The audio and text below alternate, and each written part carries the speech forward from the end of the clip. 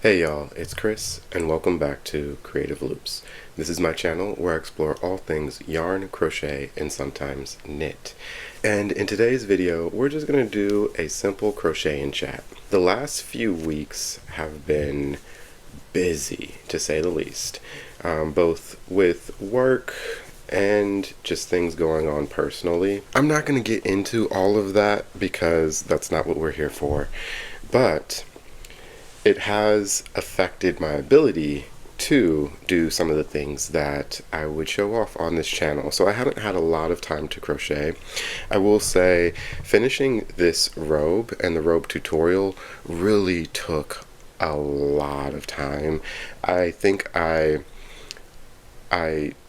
didn't underestimate the amount of work that this robe would take. I really think I tried to rush to the finish line, and I was really stressing myself out towards the end making that last tutorial. So please let me know if you notice any quality differences or if there's any parts of the video that aren't well explained. I really tried to make a great video there, but I know I could have done better if I had more time to actually focus on it. One thing that did really throw me off, and some of you saw this when I made a community post, but when I was making this robe, I ended up filming the whole third part of it with the camera not really focused on my hands. So my hands are like down at the bottom, and you could see the hook and the yarn, but you couldn't really see the stitches that it was going into. And I didn't notice that when I was filming, because every time I would look up at the camera, my arms would move up too, and so it would look like my hands were in the frame, but it wasn't. So as we sat down to start editing that video, I shouldn't say quickly because it took me basically all day trying to salvage some of the footage and really piece together parts that could make it work. But as I was going through, I'm like, I'm doing more explaining than showing, and the whole point of the tutorial is to show, not explain. So it ended up being something that I had to take apart completely and redo. And so thankfully I had enough yarn where I was able to just I cut off the hood, and I'll show a picture for you all if you didn't see the community post, but I cut off the hood and just used a new yarn to redo the whole hood. I'm gonna go back through and then finally take apart some of I'm gonna go back through and look at the hood that I cut off and see if I can salvage some of that yarn. I don't like throwing away yarn. Like even my loose ends that I cut off, I cut them off and then I put them in a bin back here. There's this basket back here that I just throw all of my scraps into, and so it's getting kind of full, but I use this for stuffing sometimes. I use it for just randomly if I need a string of yarn that I just need to tie something together. I will go to this bucket. My oldest son is doing an art project in school where they have to create this kind of mixed media project, and he decided to use like strands of yarn to make a art project, to make a picture. And so he went through this bucket and picked out a bunch of like the blues and greens so that he could use that for his art project at school. So I don't like to throw away yarn. I will hold on to it and try to find another use for it. And that hood has a lot of yarn in it, and I know I can probably find some uses for that. I was thinking about making a bunch of like green teddy bears with the yarn that I have left over from that project. So I know I could probably use a good amount of that yarn with the teddy bears that I'm going to be making. The project that I'm working on right now as I'm filming this is a corner to corner blanket that I am making for a silent auction. My organization, we're putting together a gala at the end of this year, and we're going to have a silent auction, and so I'm using Big Twist Living to put together these pride squares in this like larger blanket, and the border here, this charcoal color, I think it's called charcoal, is Lion Brand's Pound of Love. So I'm just working on this. I consider this a mindless project where I don't have to pay attention too much. The color changes are pretty easy to see, and I just do rows of double crochets into chain spaces, and it's helping me kind of just relax. And I see this project has am I the only person who, of course, I don't cut my yarn to do the color changes, so I have all of this yarn attached to it that I just have like onto the table. So I have all these strands of yarn that's just connected to it, and to me it's organized chaos. To someone else it's probably just a mess of strings, but this I consider a palette cleanser. And am I the only one who, after a large kind of somewhat complex project, so after this project, I really just wanted something that I didn't have to think about, that I didn't have to stop and measure, that I could just go with the flow, and when it's done, it's done. It will tell me when it's done because I'll get to a certain point. That is what I consider this project. I consider this project to be a palette cleanser, where in between these larger projects, or it's not even, because this is a pretty large project, but in between my other projects, I will just sit down with something that I can zone out to, and then it will help me it helps me free up more creative space for something that does require some more planning and more thought to go into it. So wearables definitely require a lot of planning and a lot of thought, at least for me, because I need to make sure the measurements are right. I have to figure out how I'm going to join different pieces, if it's going to be, how many pieces it's going to be, and I have to figure out, like, if when I'm putting it onto my body or someone else's body, if the construction even makes sense. So it takes a lot of planning for me to make a wearable.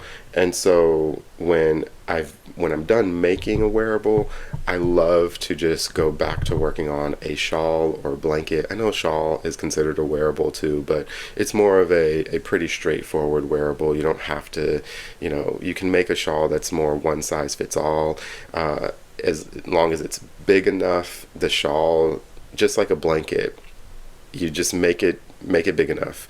You can't have a blanket that's really too big. You can have one that's too small. So as long as you're making it big enough, you're going to be fine. And that's why I love blankets, because I don't really have to pay that much attention to what I'm doing, and I can just kind of zone out and put the pieces together however they want to come together. But wearables are a little more complicated, at least for me. So let me know in the comments below if anyone else is the same way, or if I'm just weird like that. But it's okay to be weird too. So if you are weird like me, welcome to the club. Right now it is 4:49 on Sunday, November 9th, and I think this is technically considered our first snowfall. We got some snow today, or overnight in Wisconsin. So I live in Wisconsin, and around this time of year it's always like very unpredictable. It could be in the 60s, which it was this week, or it could be in the 30s and snowing, which it also is this week. So we've had our first snowfall, and it's not sticking or anything. Like, if you look at the pavement, there's no snow on the actual pavement. It's just sticking to the grass. It's just like a dusting of snow. But I love all things winter, and I love all things snow. So I'm excited for the snowfall. I know some folks don't want to hear that because snow can be messy. It takes a lot of work to clean up. It can be really hard to drive in, but all I'm thinking about is how I'm going to be sitting at home in front of, I have the fireplace here that it's not turned on yet, but I'm probably going to try and light that this weekend so that we can, it's a gas fireplace, so I just need to turn on the pilot light, I think. If I'm not using the right words, don't correct me in the comments. I know what I'm talking about, I just don't know what it's called.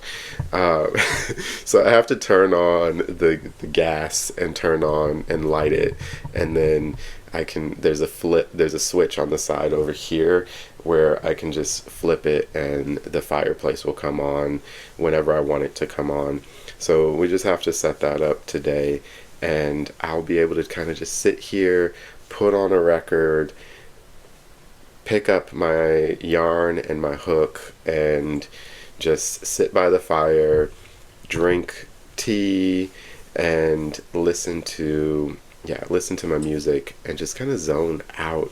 I really, really love this time of year because I can wrap myself up in whatever I'm making. If I'm making a blanket, I can cover myself up and just keep going. I will probably fall asleep in this chair a couple of times. That is what I like to do in the winter, especially when there's time off from work around the holidays. I will plan to probably just really sit here for a while during the holidays and just enjoy the feel of the yarn in my hands, music, and relax. We're gonna have to figure out where we're gonna put our Christmas tree this year. We have a fish tank for the first time. We didn't have it last winter, even though there was recently a fish disaster. So y'all, let me tell you, this week this week has been a journey.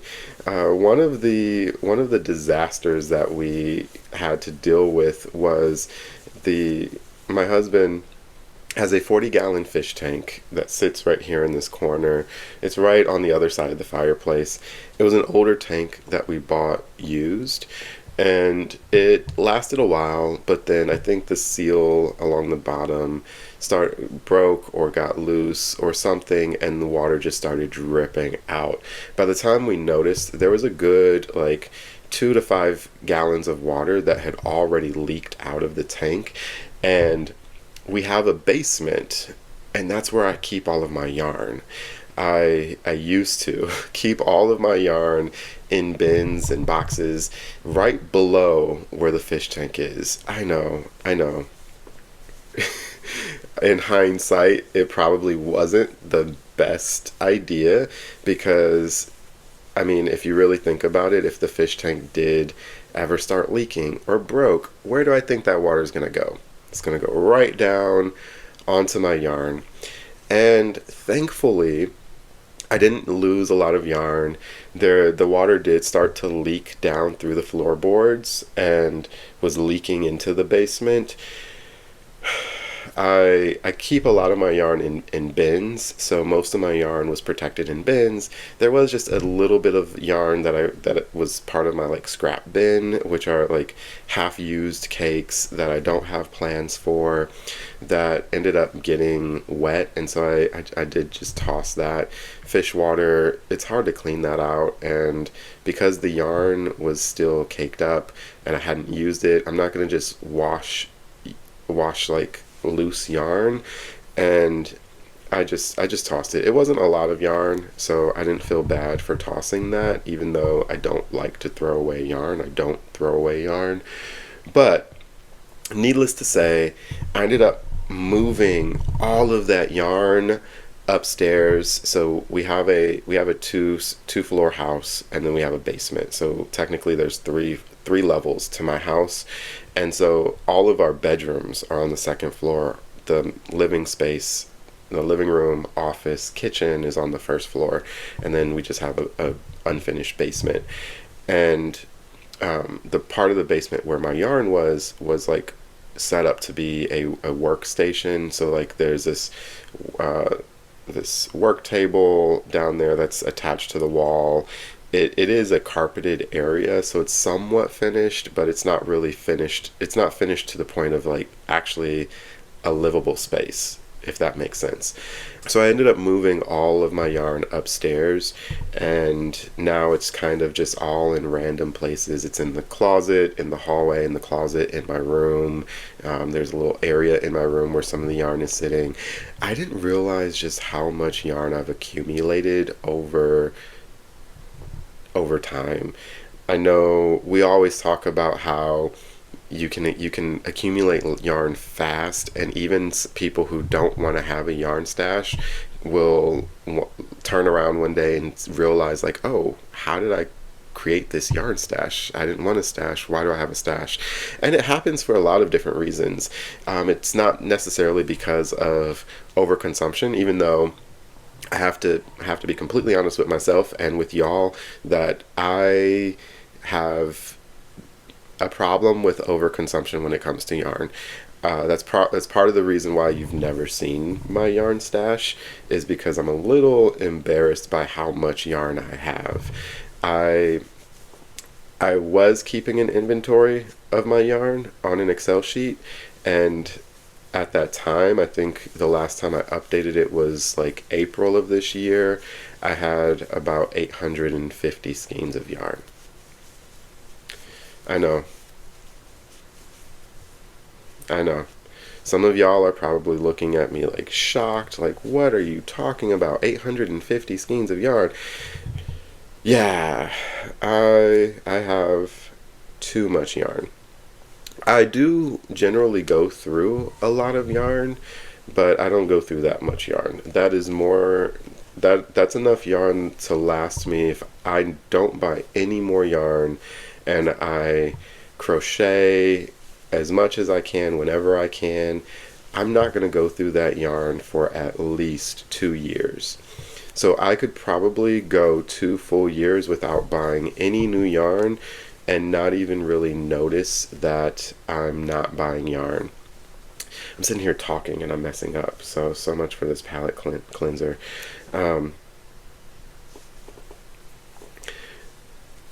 But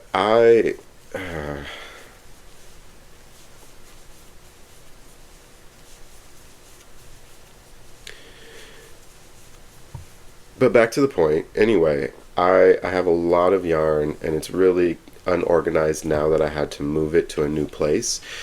So sometime this winter, I might do a, organize my stash with me video where I kind of go through all the yarn that I do have, set aside some yarn to give away, and then really figure out what I want to do with the yarn that I'm going to keep. Because I think I want to look through my yarn, and if I have yarn that I can't think of a project for, I think I'm just going to give it away. I do have a lot of Big Twist yarn, so when Joanne was going out of business, I did stock up quite a bit on some Big Twist yarn. I didn't buy a lot of Big Twist Value because I figured the Big Twist Value, while it's my favorite value acrylic, there's plenty of other value acrylic that I can use that will be just as good, if not better. But I did stock up on some of the other, like the Big Twist Jelly Bean, Big Twist Rave, Big Twist Vortex. So I have a lot of those other Big Twist lines that have not come back yet, and I'm hoping they do come back because I really love Big Twist Rave. I love Big Twist Vortex. I would love to see those back at Michael's, and I know right now I think Mary Maxim and Hirschner's is selling some of like the backstock or overstock that Joanne had left, and once it's gone kind of thing. But I would really, really love to see those lines come back with Big Twist. I have a lot of that. I also have quite a bit of yarn that one of the biggest ways that my yarn stash kind of grew out of control is I buy more yarn than I need for projects. because I'm always paranoid that I'm going to run out of yarn before I finish the project, and then when I need to buy more, it's either not going to be available or the color dye lot is going to be off and the project's just going to be messed up. So when I do buy yarn for a specific project, I always buy more than I need, and that's something that it was a lesson learned. I had too many times when I was first making big projects where I didn't buy enough yarn, or I told myself, oh, I'll just buy yarn as I go, and as I use up the yarn, I'll go and buy some more. And I'm sure you already know, when you do that, the dye lots can be off, and it can be really noticeable at times. It can be barely noticeable at other times, but it's noticeable to me, and it's I don't like that. And then other times, this happened when I was making some of my blankets with Knit Picks yarn. I would buy the yarn online, and then I would run out of yarn, and I would just think, oh, it's fine. I can buy more online. It'll be here in a few days, and it won't be an issue. But I would go online and it'd be out of stock. And if you're familiar with Knit Picks, when their yarn goes out of stock, well, with a lot of yarn companies, when their yarn is out of stock, it doesn't just come back within a week or two. It can be months before they get more yarn in. And so I would have whips just sitting in the corner that I wanted to work on but couldn't work on because I didn't have the yarn that I needed. So I quickly learned that if I'm working on a project, I need to buy all of the yarn that I think I'll need right away. And even when I started doing that, I would still run out of yarn sometimes. And so I quickly started overestimating how much yarn I would need. So I have quite a bit of yarn in my stash that I bought for projects that are already finished, and I don't have any other plans for them.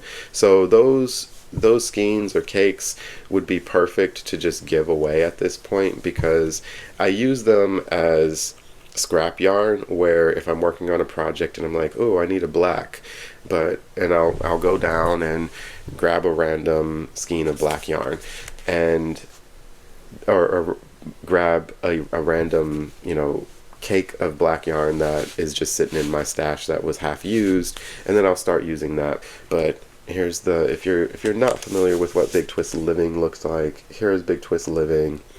Big Twist Living is 100% acrylic yarn. It is a 4-weight yarn, and it was 199 yards or 182 meters, 3.85 ounces or 110 grams.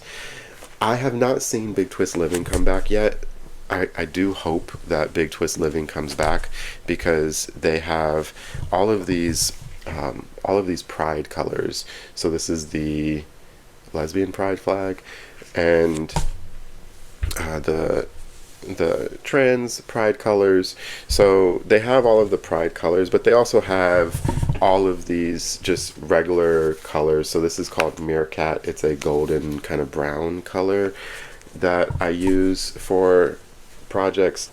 So I'm sorry, this video is all over the place. So if you've stuck with me this far into the video, thank you, and I appreciate you.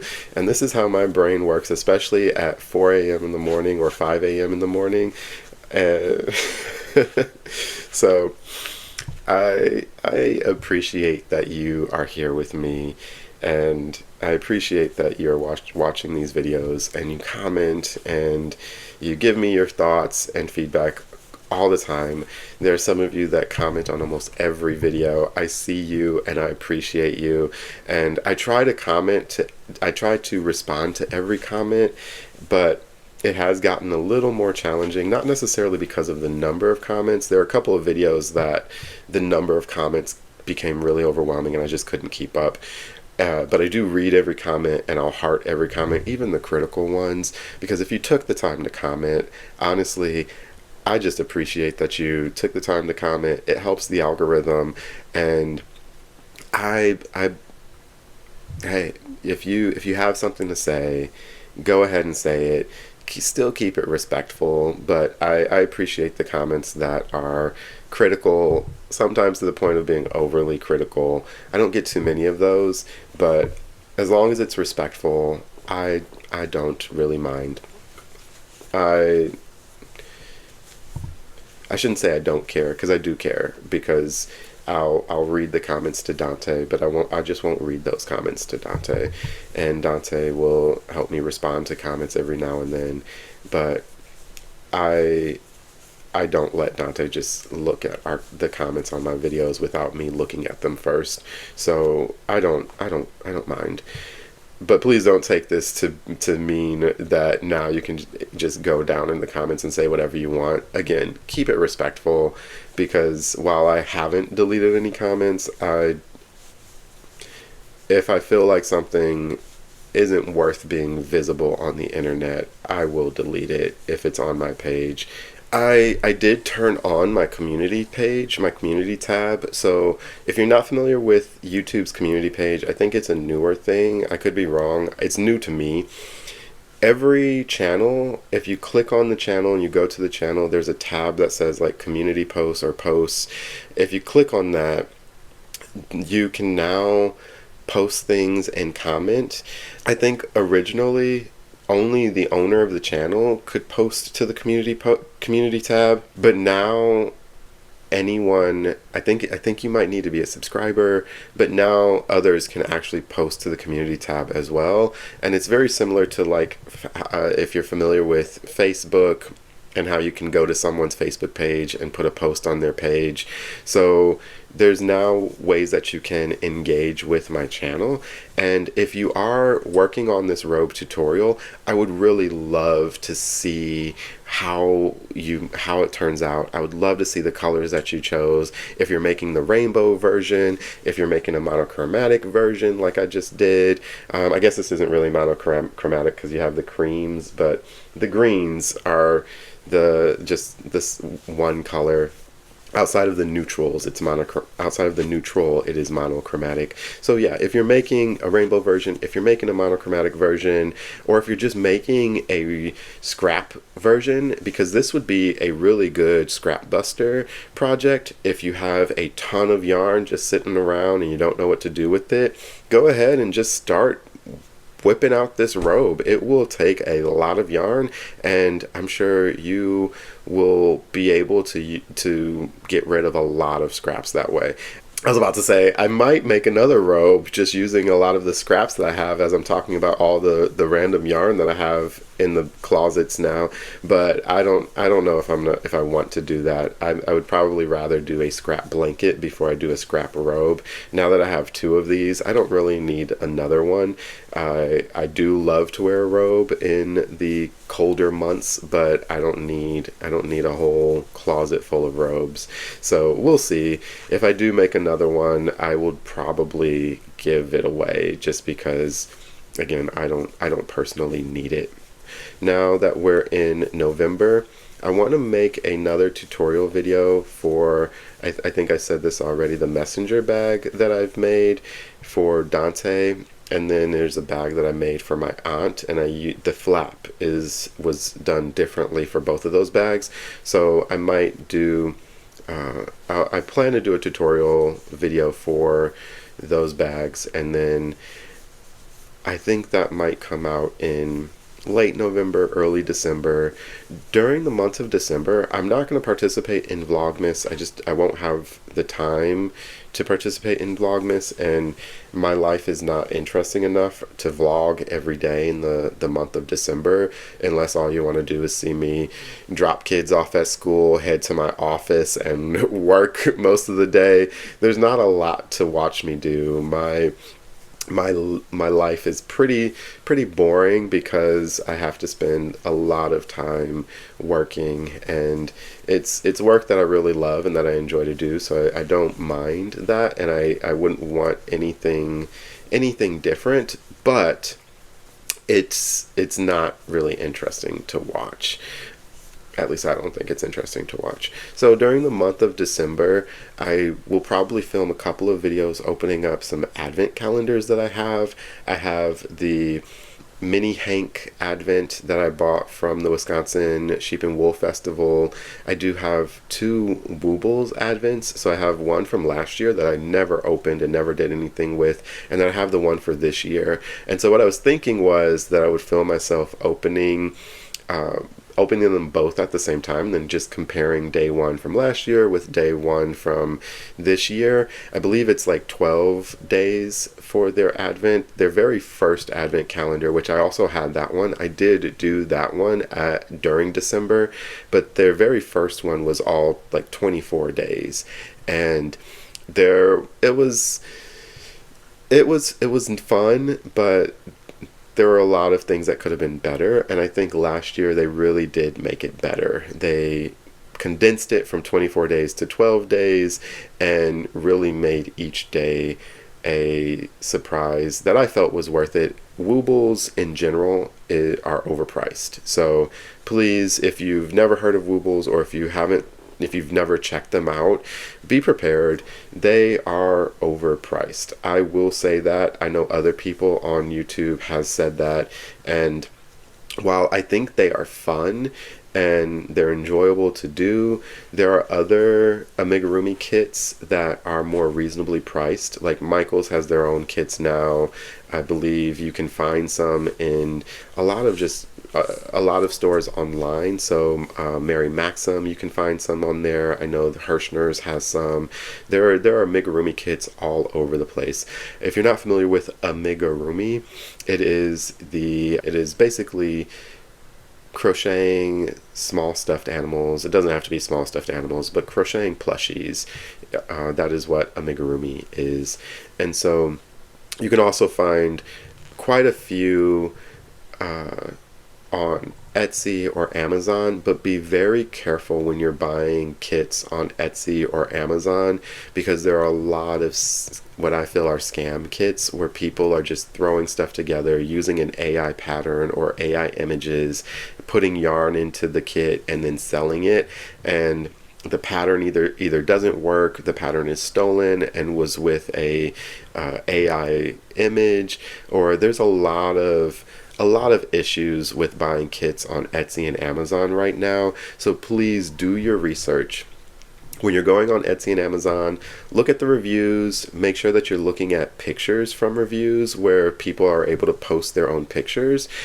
Have an eye to look for AI pictures, because there's a lot of AI pictures out there now, but make sure you read reviews and look at recommendations so that you're not getting scammed and buying a kit that isn't going to work for you.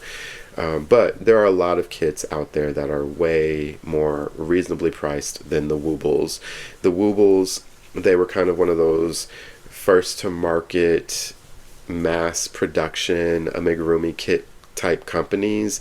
They were on Shark Tank, and that's kind of how they got their start, and they got really popular from there. They make some really cool kits. I like their kits. I enjoy making their kits, but they are pricey.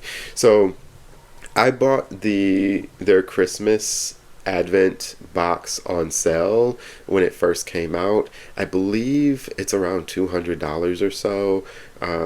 Don't quote me on that. If I remember, I'll try and put the price in here, but it is pricey. And if you like Wearables, if you like the things that they make, go for it. But I always recommend waiting for a sale. They often have sales. I wouldn't say that they often have a lot of sales. I would say that when they release new kits, the new kits are usually on sale when they first come out, but then once they've been released for a while, then they're just regular price. So if you sign up for their like text or email alerts, you'll be alerted when they have new kits, and their new kits are almost always discounted. But with that, so December, I'll plan to do some of those Advent calendar things, open up some of those on camera and put some of those things together. And then I will probably during winter break or when I have some time off from work, I'll do a video or maybe even a series, depending on how long it takes, of me just organizing my yarn stash, pulling out yarn that I plan to give away, and then coming up with some project ideas for some of the yarn that I want to keep. So stay tuned, stick with me. I really appreciate y'all watching these videos, and with that, I hope you keep those creative loops going. I'll see you next week. Bye.